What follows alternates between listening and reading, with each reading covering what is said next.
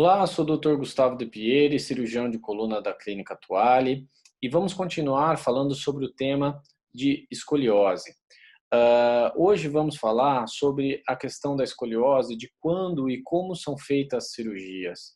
É um tema delicado que geralmente gera muita ansiedade para os familiares, para os pais, principalmente quando chegam no consultório e estão apreensivos com relação à necessidade ou não de realizar um procedimento cirúrgico. Então, quando devo operar?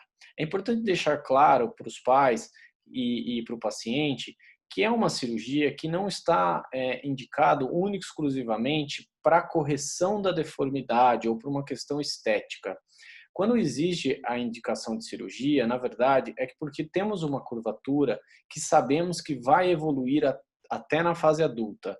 E isso, consequentemente, pode gerar uma complicação da parte pulmonar, da parte cardíaca e vísceras, se nada for realizado para reduzir o grau da curvatura e impedir que ela piore.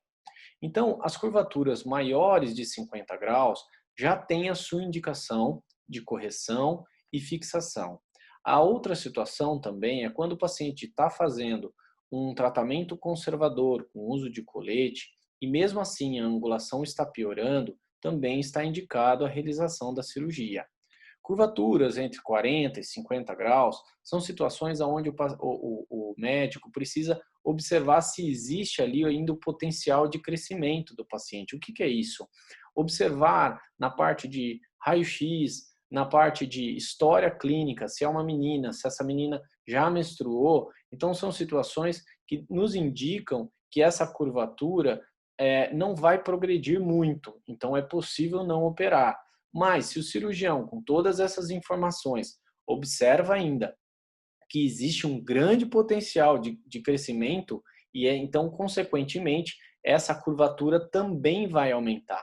O que quer dizer isso? Se a criança provavelmente ela vai crescer muito mais, né, em altura, então a curvatura também vai aumentar. Então, nessas situações, temos que operar.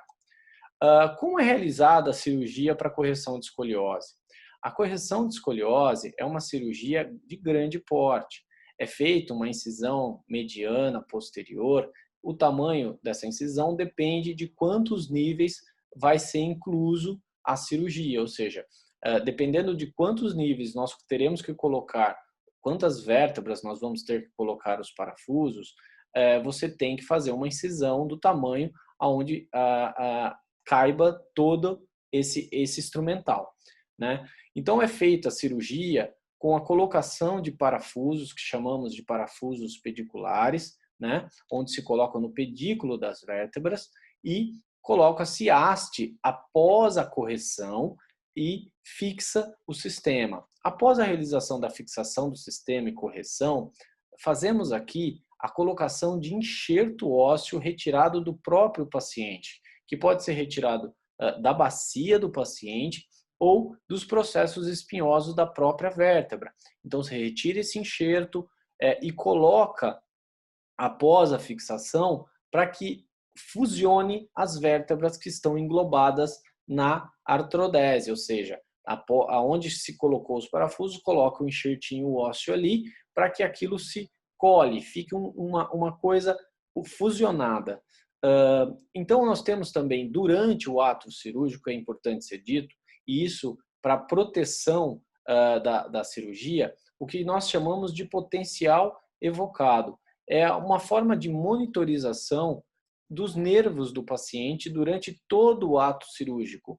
Isso, durante a correção da curvatura, impede que o cirurgião, quando ele vai corrigir essa curvatura, ele pode gerar ali uma lesão medular, ou seja, ele pode machucar a medula, ou quando ele vai passar um parafuso, se esse parafuso ele passa perto da raiz ou da medula, as informações chegam ao cirurgião durante o ato cirúrgico e ele reposiciona o parafuso, o que tem diminuído grande parte das sequelas relacionados ao procedimento e protege o paciente durante o ato cirúrgico.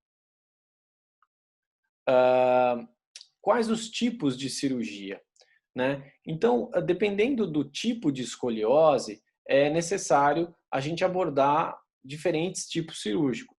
Quando o paciente ele apresenta uma escoliose congênita, ou seja, ele nasceu com uma deformidade e com vértebras alteradas por segmentação ou formação, então nessa situação é necessário realizar ali a ressecção da hemivértebra. Então, resseca a hemivértebra, a vértebra deformada, e depois se faz a correção para alinhar o segmento da curvatura.